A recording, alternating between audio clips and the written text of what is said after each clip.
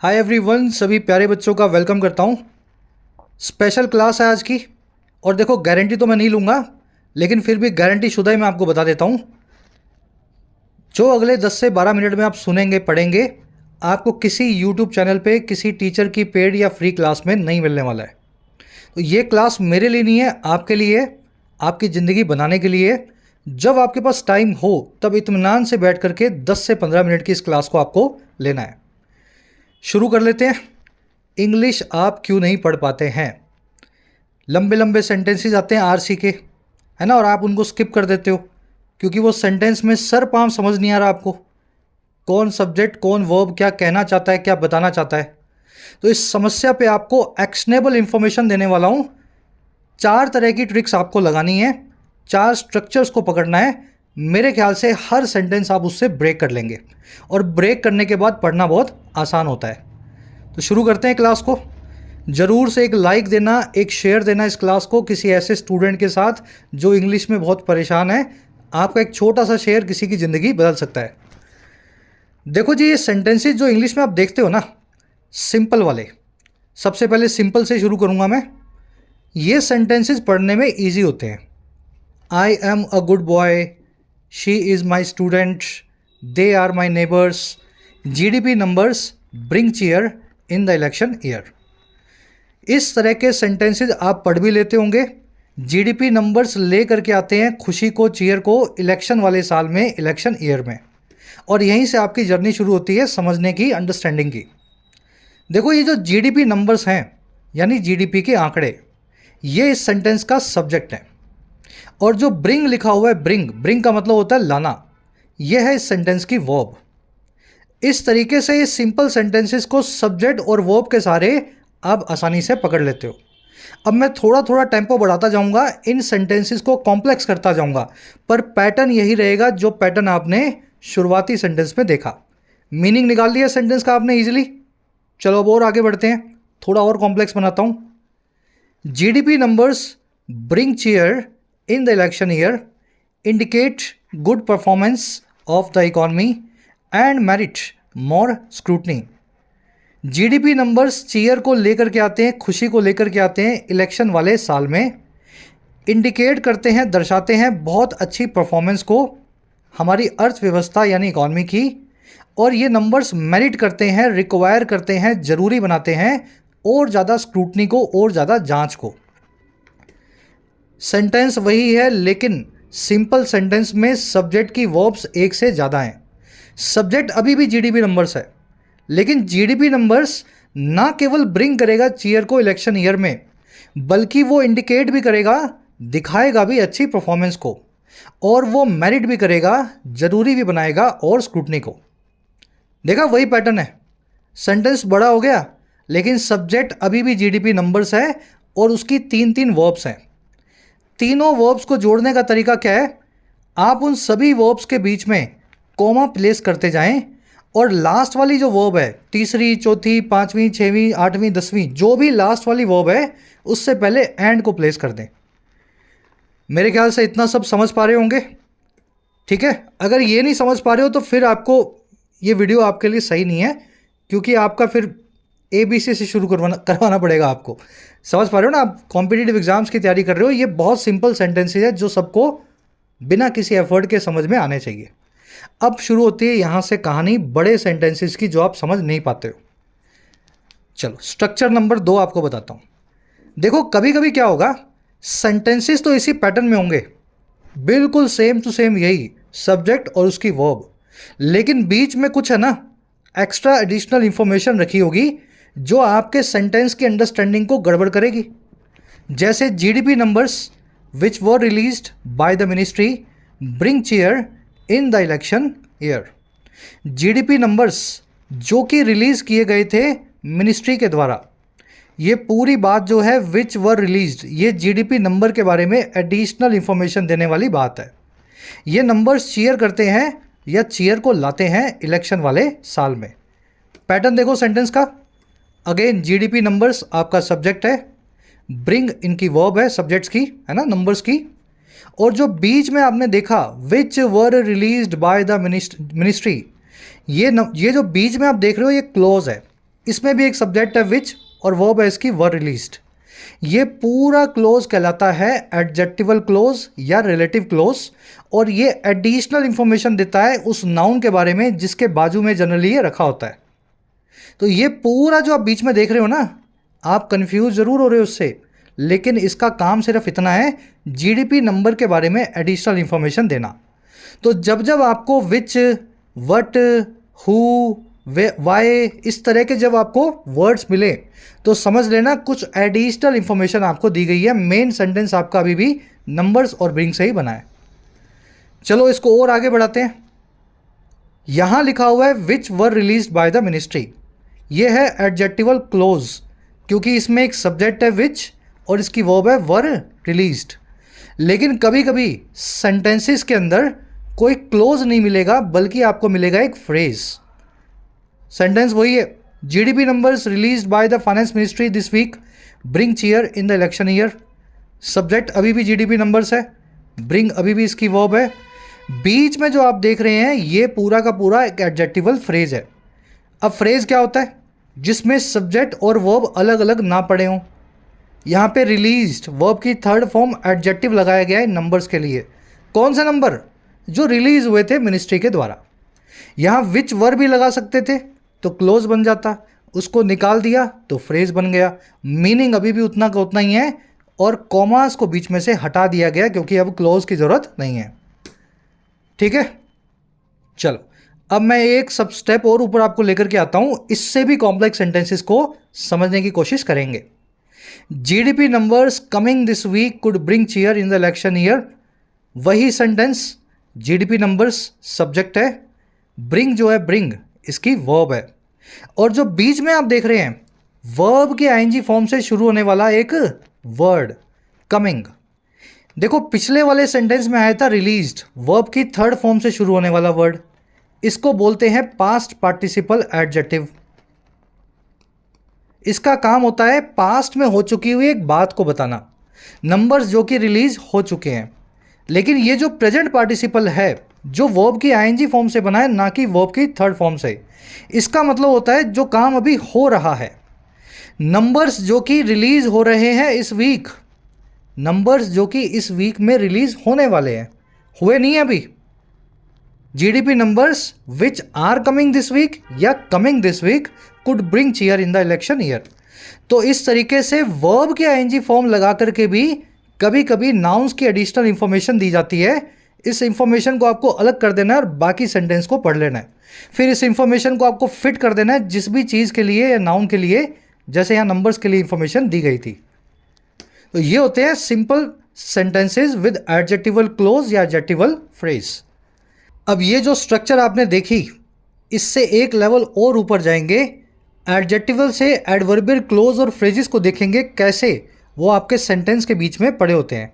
साथ ही YT app पे आप तैयारी कर सकते हैं अपने एग्जाम्स की, चाहे SSC हो, डिस्क्रिप्टिव राइटिंग हो, UPSC का हो या बैंकिंग का हो। ऐप का लिंक कमेंट सेक्शन में दिया गया है। राइटिंग के कोर्स में आप सीख सकते हैं राइटिंग लगभग 60 से 70 घंटों में। फ़ायदा आप ले सकते हैं इस कोर्स का।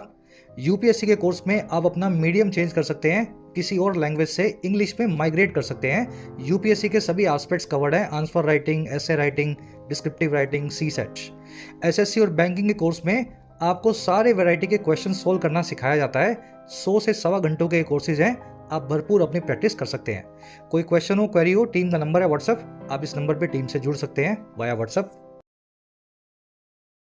चलो अब इससे और ऊपर आते हैं अपने थर्ड टाइप ऑफ स्ट्रक्चर्स, जो इनसे भी ज़्यादा कॉम्प्लेक्स हैं। चलो एक सेंटेंस बनाया आपके लिए। The government's decision to implement citizenship amendment act just days before the general election seems to be a strategy to exploit a polarizing issue in the poll campaign। सरकार का जो डिसीजन है लागू करने का, इम्प्लीमेंट करने का इस खतरनाक से एक्ट को, और कब है ये डिसीजन? महज कुछ दिन पहले जनरल इलेक्शन के। इम्प्लीमेंट कब किया जाएगा? चुनाव से कुछ एक दिन पहले। कह रहा है ये डिसीजन जो है सीम्स दिखाई देता है कि ये एक स्ट्रेटजी है सरकार की कि वो फ़ायदा उठा सके, एक्सप्लॉइट कर सके एक समाज को बांटने वाले पोलराइजिंग इशू को पोल कैंपेन में, चुनावी अभियान में। इस तरीके से पढ़ा तो समझ में आया होगा ना। सब्जेक्ट कौन है? The government's decision. वर्ब क्या है इसकी? वर्ब है सीम्स। अब आप पूछोगे सर फिर बीच में क्या है ये? सब्जेक्ट के बाद वर्ब रख देते। भाई साहब बीच में है ना ये जो just days before the general election, ये पूरा का पूरा एक फ्रेज लगाया गया है और ये फ्रेज बता रहा है वक्त को। कब इंप्लीमेंट किया जाएगा भाई? बिल्कुल जनरल इलेक्शन से पहले। ये जो वक्त बताने वाले फ्रेज होते हैं, मैं गया था मंदिर कल, एग्ज़ाम दूंगा अगले महीने, मैं तुमसे मिला था जब मैं वहाँ घूमने गया था, है ना। जब जब आपको वक्त बताने वाला कोई फ्रेज मिले किसी एक्टिविटी के, वो बीच में एडिशनल इंफॉर्मेशन होता है, उससे आपको कंफ्यूज नहीं होना है। इसको बोलते हैं एडवर्बियल फ्रेज ऑफ टाइम। नाम भले ही मत याद रखो, इसका काम आपको समझना है। ये व्हेन की बात करेगा, टाइम की बात करेगा। मैं आपसे कब मिला था? Last week. तो लास्ट वीक एक एडवर्बियल फ्रेज ऑफ टाइम है। अब लास्ट वीक में तो 2 ही वर्ड्स हैं, यहाँ पे रखे हुए हैं 8 वर्ड्स, 6 वर्ड्स। तो इस तरीके से आपको सेंटेंस लंबे हो जाते हैं आपके और आपको समझ में नहीं आते हैं। ब्रेक करके आपको देखना है। और इसकी सबसे बड़ी निशानी होती है एडवर्बियल फ्रेजेस की, ये बीच में कॉमा टू कॉमा लगे होंगे, 2 कॉमास के बीच में ये बंधे होंगे ज़्यादातर जो है सेंटेंसेस के अंदर। चलो अब ऐसे और फ्रेजेस देखते हैं। सेंटेंस को मैं यही रखूंगा, the government decision to implement the citizenship amendment act. ये तो वही वाला सेंटेंस हो गया ना। चलो आगे बढ़ते हैं। अच्छा, इस सेंटेंस में मैं आपको समझाना ये चाह रहा हूं कि बीच में जो ये फ्रेज आया है, just days before elections are announced, ये फ्रेज नहीं है, एक्चुअल में क्लोज है। क्लोज क्यों है भाई? इसमें भी एक सब्जेक्ट है सिलेक्शंस और उसकी एक वर्ब है आर अनाउंस्ड। समझ पाए? 2 सब्जेक्ट्स तो आए हैं, लेकिन ये मेन सब्जेक्ट नहीं है आपका, डिपेंडेंट सब्जेक्ट है। ये जो टाइम बताने वाला जो फ्रेज है या क्लोज है, उसमें सब्जेक्ट वर्ब का काम कर रहे हैं इलेक्शंस आर अनाउंस्ड, बिल्कुल पहले जब इलेक्शंस अनाउंस होने वाले हैं। तो कभी कभी एडवर्बियल जो बीच में फ्रेज आएगा वो क्लोज में बदल जाएगा जब उसमें अलग से खुद का सब्जेक्ट और खुद का वर्ब होगा। मीनिंग में ज़्यादा फर्क नहीं आएगा, बस सब्जेक्ट जो है वो बढ़ जाएंगे, एक सब्जेक्ट एडिशनल हो जाएगा। अब ऐसे क्लोजेज, ऐसे फ्रेजेस और किस किस टाइप के होते हैं, एक सेंटेंस और देखते हैं। The government decision to implement the act so as to save minorities from persecution seems to be a strategy to exploit a polarising issue in the campaign या पोल कैंपेन। सेंटेंस वही है, सरकार का decision है जो दिखाई देता है एक स्ट्रेटजी के जैसा। बीच में क्या लगा हुआ है जी? बीच के अंदर एक एडवर्बियल फ्रेज ऑफ रीजन लगा हुआ है। इंप्लीमेंट क्यों करेंगे सरकार इसको? वाई का रिप्लाई कर रहा है ना। देखो पहले रिप्लाई कर रहा था व्हेन का, इंप्लीमेंट कब करेंगे? इलेक्शन से पहले। यहाँ रिप्लाई आ रहा है वाई का, इंप्लीमेंट क्यों करेंगे? इस मकसद से, सो एज टू, इस मकसद से कि माइनॉरिटीज को बचाया जा सके परसिक्यूशन से, यानी प्रताड़ना से। समझ पाए? तो एडवर्बियल क्लोज या एडवर्बियल फ्रेज रीजन जब देते हैं तो वो एडवर्बियल क्लोज या फ्रेज ऑफ रीजन बन जाते हैं, लॉजिक बन जाते हैं। काम बदल जाता है लेकिन उनका सेंटेंस की स्ट्रक्चर वैसी की वैसी रहती है। मेरे ख्याल से सेंटेंस आप समझ गए होंगे। चलो अब यहाँ पे अपने रोकते हैं एक बार वीडियो को। एक सवाल आपके दिमाग में आना चाहिए, सर ये परसिक्यूशन, एक्सप्लॉइट, पोलराइजिंग, कैंपेन, इन सभी वर्ड्स का मीनिंग कहाँ से निकालें? भाई आपने तो बता दिया इसका मीनिंग ये है, इसका मीनिंग ये है, ये स्ट्रक्चर में ये क्लोज है और ये सेंटेंस है, सब्जेक्ट है। देखिए इसके मीनिंग के लिए आपको आंखें बंद करनी है ज़ोर से, और जो मीनिंग समझ में आए सबसे पहले वही उसका मीनिंग होगा। मजाक कर रहा हूँ, आपको डिक्शनरी खोलनी पड़ेगी। अगर आप रीडिंग सीखना चाहते हैं और आपको किसी सेंटेंस का मीनिंग समझ में नहीं आ रहा है, थोड़े हार्श वर्ड्स यूज़ कर रहा हूँ मैं, आप एक मूर्ख हैं अगर किसी से पूछते हैं कि इसका मीनिंग क्या होगा। अब मूर्ख क्यों है? अरे भाई फ़ोन है आपके पास, डिक्शनरी डाउनलोड करो, कोई सी भी कर लो, और उसमें लिखो PERSECUTION, परसिक्यूशन। उसका मीनिंग देखो। अगर वो पूरा समझ में नहीं आ रहा है इंग्लिश में, तो उसको गूगल करके हिंदी मीनिंग निकालो और इंग्लिश वाले से रिलेट करो। नेक्स्ट टाइम आपको हिंदी वाला देखना ना पड़े, अपने आप वो मीनिंग आपको इंग्लिश में भी समझ में आने लगे। तो अगर आप एक अच्छे रीडर बनना चाहते हैं, भीड़ से अलग होना चाहते हैं, उन 50 लाख बच्चों की भीड़ से जो एग्ज़ाम भरते हैं सिर्फ फॉर्मेलिटी के लिए, पढ़ने वाले तो 20,000 ही होते हैं, 50,000 ही होते हैं 50 लाख में से। अगर उस भेड़ बकरियों की भीड़ से आपको अलग होना है ना, तो एक सिंपल सा आपको फॉर्मूला दे रहा हूँ, दिन में 20 बार आपको डिक्शनरी खोलनी है। इतना रीडिंग आपको जरूर करना है कि 20 बार आपको डिक्शनरी में खोल करके किसी वर्ड को, उसका मीनिंग देखना पड़े। ये लिटमस टेस्ट है आपका। अगर आप ये नहीं कर रहे हैं और आपको चीज़ें समझ में नहीं आ रही हैं तो समझ लो आप गलत रास्ते पे हैं। ठीक है, तो dictionary is your best friend. आपका पहला गुरु डिक्शनरी है। किसी टीचर, किसी मेंटोर से कभी कुछ नहीं पूछना है इसका मीनिंग क्या होगा, खुद से अपनी डिक्शनरी में उसको सर्च करना है। परसिक्यूशन का मीनिंग भी निकलेगा, पोलराइजिंग का भी निकलेगा, और जिसका समझ में ना आ रहा हो उसको गूगल करके हिंदी में देखो और फिर रिलेट भी करो, ताकि बार बार आपको हिंदी मीनिंग जो है ना देखना पड़े। चलिए अब नेक्स्ट सेंटेंस पे आ जाओ। सेंटेंस को वही रख रहा हूँ ताकि आपकी अंडरस्टैंडिंग बनी रहे।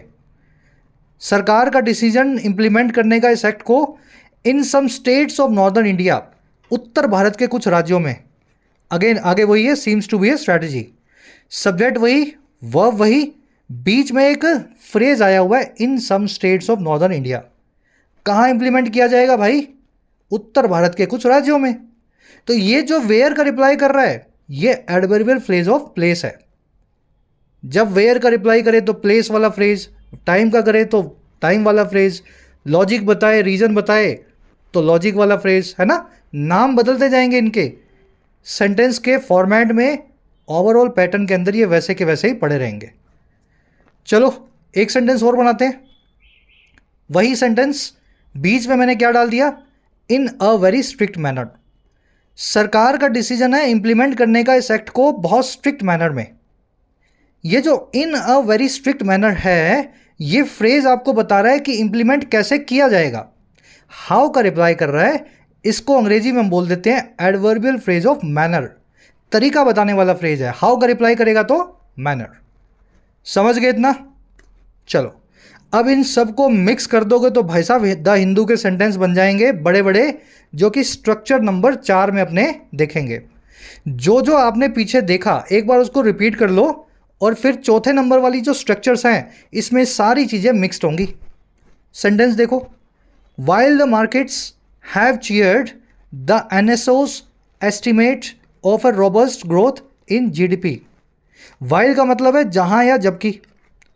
जहां या जबकि मार्केट्स ने चीयर किया है, खुशी दिखाई है एनएसओ के एस्टिमेट की, जो है एक मजबूत ग्रोथ का भारत की जीडीपी में। जहां ऐसा हुआ है, वहीं आगे क्या हुआ, some economist are struggling to reconcile the sharp differences between the official estimates and latest estimates. वहीं कुछ इकोनॉमिस्ट, कुछ अर्थशास्त्री स्ट्रगल कर रहे हैं, जूझ रहे हैं रेकनसाइल करने में। अब क्या मीनिंग है रेकनसाइल का? डिक्शनरी बताएगी ना। रेकनसाइल का मतलब होता है अंडरस्टैंड करना, किसी चीज़ के फ़र्क को समझना, दो चीज़ों में फ़र्क या फासला क्यों है। तो वो समझने में, अंडरस्टैंड करने में स्ट्रगल कर रहे हैं उस बहुत बड़े फासले को, शार्प डिफरेंसेस को, जो दो चीज़ों के बीच का है, ऑफिशियल एस्टिमेट्स के बीच का और लेटेस्ट एस्टिमेट्स के बीच का। सरकारी आंकड़ा कुछ और कह रहा है और अभी भी जो आंकड़ा आया है वो कुछ और कह रहा है। दोनों में डिफरेंस क्यों है ये समझ नहीं पा रहे हैं। अब देखो यहाँ होगा मैजिक। मैजिक कैसे होगा? मार्केट्स ने चीयर किया है तो मार्केट्स बन गया सब्जेक्ट और हैव चीयर्ड बन गई इसकी वर्ब। लेकिन सेंटेंस में सब्जेक्ट एक नहीं बल्कि दो हैं।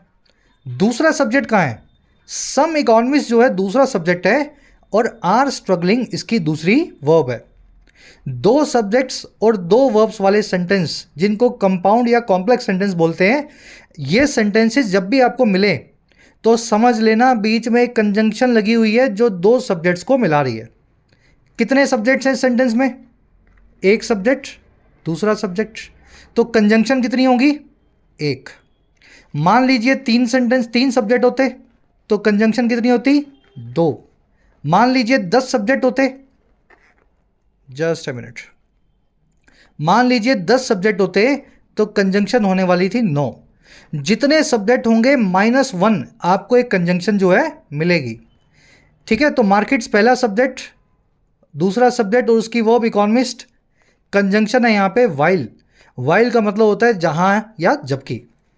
अब आपके दिमाग में एक सवाल आना चाहिए, सर ये वाइल का मतलब आपको कैसे पता लगा और कंजंक्शन कितने टाइप की हैं? देखो इस क्लास में सारी कंजंक्शन नहीं करवाऊंगा, ऑलरेडी करवा चुका हूँ, है ना। सबको आपको पता है कंप्लीट इंग्लिश ग्रामर जो है आपको होम पेज पे चैनल के रखी हुई है, वहाँ पे मिल जाएगी। कंजंक्शन मैं कहता हूँ 150 होंगी, 1500 होंगी, वैसे नहीं है इतनी, 150 के आसपास ही हैं। लेकिन जो मेन 15 कंजंक्शंस हैं, वाइल, एंड, और, but, that, how, where, why, ये main conjunctions, although, even though, however, ये 15 कंजंक्शंस आपको समझ लेनी है। रीडिंग करते करते ही कंजंक्शन समझ में आएंगी, और हर कंजंक्शन का मीनिंग आपको एक डायरी में नोट करना है अपने नोट्स वाली। वाइल का मतलब होता है जहां या जबकि, ऑल दो का मतलब या इवन दो का मतलब होता है हालांकि, हाउएवर का मतलब होता है ये, दैट का मतलब होता है ये, है ना। सबके मीनिंग आपको रीडिंग क्लास में रोज करवाए जाते हैं, वहां से अपने मीनिंग्स निकालो।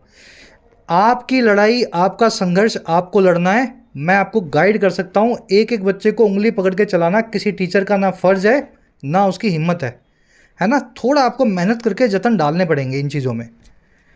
चलिए, तो ये हो गया आपका सेंटेंस जिसमें 2 सब्जेक्ट विद ए कंजंक्शन। चलो अब इसको और कॉम्प्लेक्स बनाते हैं। हाँ, एक चीज़ और देखना, जब जब कंजंक्शन बीच में आती है, दोनों सब्जेक्ट्स जो हैं जनरली कॉमा से मिले हुए होंगे।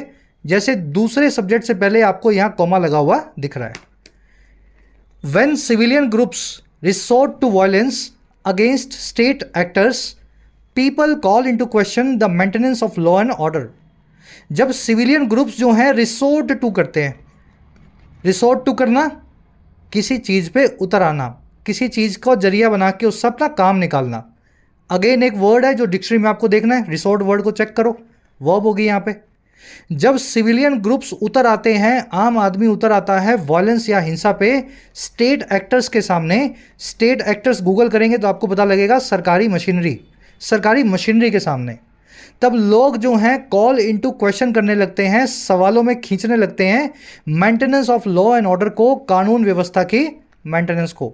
लोगों को लगता है कानून तो कोई है ही नहीं। आम आदमी जब सरकार के खिलाफ हथियार लेकर के खड़ा है। सब्जेक्ट कौन है? Civilian groups. वर्ब क्या है इसकी? रिसोर्ट। रिसोर्ट का मतलब उतर आना। Subject number 2 people. वर्ब है इसकी कॉल। अब 2 सब्जेक्ट आए हैं तो कंजंक्शन आएगी। कंजंक्शन है यहाँ पे व्हेन। व्हेन का मतलब होता है जब। ठीक है, नई कंजंक्शन पता लग गई आपको, नोट कर लो इसको। व्हेन का मतलब हुआ जब। तो इस तरीके से 2 सब्जेक्ट्स और 2 वर्ब्स आपने एक कंजंक्शन से मिला रखी हैं। चलो एक और सेंटेंस बनाते हैं। अगेन कॉमा लगा हुआ बीच में ताकि दोनों सब्जेक्ट्स को कंजंक्शन के साथ में जोड़ा जा सके। The fact that mister Modi went ahead with the visit despite his busy campaign schedule and inclement weather in Bhutan indicates how important it was. कह रहा है ये फैक्ट, ये तथ्य है। दैट कौन सा तथ्य है? कि मिस्टर मोदी वेंट अहेड कर गए। अब आपको डिक्शनरी में टाइप करना है गो अहेड क्या होता है। गो का मतलब जाना, अहेड का मतलब आगे। गो अहेड का मतलब किसी दिशा में आगे बढ़ना, किसी काम की डायरेक्शन में प्रोग्रेस करना। जब मोदी जी इस दिशा में आगे बढ़े, और किस दिशा में? इस विजिट के साथ में आगे बढ़े। कह रहा और कैसे बढ़े? डिस्पाइट। डिस्पाइट को चेक करो। डिस्पाइट का मतलब है बावजूद। बावजूद अपने बिजी कैंपेन शेड्यूल के, चुनावी अभियान के, जो बड़ा बिजी था, और बावजूद इंक्लीमेंट वेदर के, खराब मौसम के। इंक्लीमेंट का मतलब होता है बेदर्द। डिक्शनरी में सर्च करो, एडवर्स को इंक्लीमेंट बोलते हैं, खराब या पुअर को। बावजूद खराब वेदर के भूटान में। तो ये फैक्ट इंडिकेट करता है कि कितना इंपॉर्टेंट ये विजिट थी, how important it was. It आया ऑफ कोर्स विजिट के लिए। सेंटेंस पढ़ लिया आपने। अब स्ट्रक्चर देखो इसकी, कितनी प्यारी स्ट्रक्चर है। द फैक्ट जो है ना, द फैक्ट, ये है सब्जेक्ट, और वर्ब क्या है इसकी? इंडिकेट्स। कितनी दूर रखी हुई है वर्ब? क्यों रखी हुई है भाई? क्योंकि दैट कंजंक्शन लग के सब्जेक्ट नंबर 2 आया है मिस्टर मोदी, और उसकी वर्ब है वेंट अहेड। गो अहेड की सेकंड फॉर्म है, फ्रेजल वर्ब है। और बीच में क्या रखा हुआ फिर? ये डिस्पाइट से भूटान तक। ये पूरा जो आप सर बीच में देख रहे हो ना, डिस्पाइट से लेकर के भूटान तक, ये पूरा का पूरा है adverbial phrase of manner. Modi ji आगे कैसे बढ़े? मोदी जी आगे बढ़े बावजूद अपने कैंपेन के और बावजूद खराब मौसम के। तो डिस्पाइट से बनने वाला पूरा फ्रेज आपको मैनर के बारे में बता रहा है, इनके आगे बढ़ने के तरीके के बारे में बता रहा है। समझ पा रहे हो इस बात को? तो ये कॉमा से कॉमा के बीच का जो आप फ्रेज देख रहे हैं एडवर्बियल फ्रेज ऑफ मैनर है, 2 कॉमास के बीच में लगा हुआ है। तीसरा सब्जेक्ट आपको दिखेगा यहाँ पे इट और वर्ब इसकी दिखेगी वॉज। जैसे ही 3 सब्जेक्ट्स पकड़ोगे दिमाग में सवाल आना चाहिए सर 2 कंजंक्शंस होनी चाहिए। पहली कंजंक्शन यहाँ रखी हुई है दैट और दूसरी कंजंक्शन यहाँ रखी हुई है हाउ। हाउ का मतलब है कैसे या कितना, दैट का मतलब होता है कि। ये तथ्य कि मोदी जी आगे बढ़े अपनी विजिट के साथ, ये हमें दिखाता है कि कैसे या कितना इंपॉर्टेंट थी ये visit, how important it was. 3 subject है तो 2 कंजंक्शन होगी ना, 3 सब्जेक्ट है तो 2 कंजंक्शन होगी, बस वही आपको बता रहा हूं मैं। और बीच में एडवर्बियल फ्रेज ऑफ मैनर रखा हुआ है। तो इस तरीके से अब नेक्स्ट टाइम जब भी आपको बड़ा सेंटेंस मिले आपको उसको ब्रेक करना है और ब्रेक करके समझना है। एक लास्ट सेंटेंस आपको मैं दिखा रहा हूं यहाँ पे, उससे पहले एक छोटा सा रिमाइंडर है आपके लिए। अगर ये क्लास आपको समझ में आई, अच्छी लगी और आप चाहते हैं कि वीकली या वीकेंड्स पे इसी तरीके से कॉम्प्लेक्स सेंटेंसेस को यूं ब्रेक करके आपको सिखाया जाए 5, 10, 15 मिनट की क्लास में, तो ज़रूर से मुझे कमेंट्स में बताना। एक बार या 2 बार भी सैटरडेज़ या संडेज़ में इस प्रोसेस को अपने रिपीट कर सकते हैं। बहुत फ्रूटफुल प्रोसेस है, मुझे पता है, पर्सनली एज ए टीचर मैं आपको बता सकता हूँ। अगर इस तरीके से आपने ब्रेक करना सीख लिया ना तो बहुत मज़ा आएगा आपको इंग्लिश में। जैसे मैथ्स में मज़ा आता है ना आपको क्वेश्चन सॉल्व करते हुए, ये भी क्वेश्चन ही तो हैं, पहली तो है। तो बताना कमेंट्स में, do you want this class every week or not. चलिए last sentence, the court's order cautioning courts against granting pre trial injunctions against the media is a reminder. Supreme court का जो रिसेंट ऑर्डर है, कौन सा order? Question करने वाला courts को, question करना डिक्शनरी में चेक करो, चेताना, वार्न करना, वार्न करने वाला कोर्ट्स को, निचली अदालतों को। और किस चीज़ के लिए? जब भी किसी चीज़ के खिलाफ चेताते हैं तो अगेंस्ट लगा के बताते हैं, अगेंस्ट ग्रांट करने के इस तरह के इंजंक्शंस या प्री ट्रायल इंजंक्शंस को, और खिलाफ किसके? मीडिया, मीडिया के खिलाफ इस तरह के ऑर्डर्स को। कह रहे ये जो ऑर्डर है ना, ये एक रिमाइंडर है, ये एक याद ताज़ा करवाने वाली चीज़ है, दैट वो ये such orders could have severe ramifications on the freedom of speech, कि ऐसे ऑर्डर्स रख सकते हैं, कुड हैव, फ्यूचर के अंदर रख सकते हैं, कुड हैव, बहुत ही सीवियर, बहुत ही खराब दुष्परिणामों को, बैड रिजल्ट्स को, रेमिफिकेशंस को। ये वर्ड भी चेक करेंगे आप डिक्शनरी में। और किस पे? फ्रीडम ऑफ स्पीच पे, अभिव्यक्ति के अधिकार पे। And may impair the public's right to know, और ये इम्पेयर कर सकते हैं, कमज़ोर या अपाहिज बना सकते हैं पब्लिक के अधिकार को, जो है जानने का, नो करने का। वर्ड्स को डिक्शनरी में टाइप किया, मोटा मोटा मीनिंग निकाल लिया। अब स्ट्रक्चर को दिमाग में ही बनाओ। देखो, सुप्रीम कोर्ट्स रीसेंट ऑर्डर, तो ये बन गया आपका सब्जेक्ट। ऑर्डर कौन सा है? Cautioning courts against granting pre trial injunctions against the media.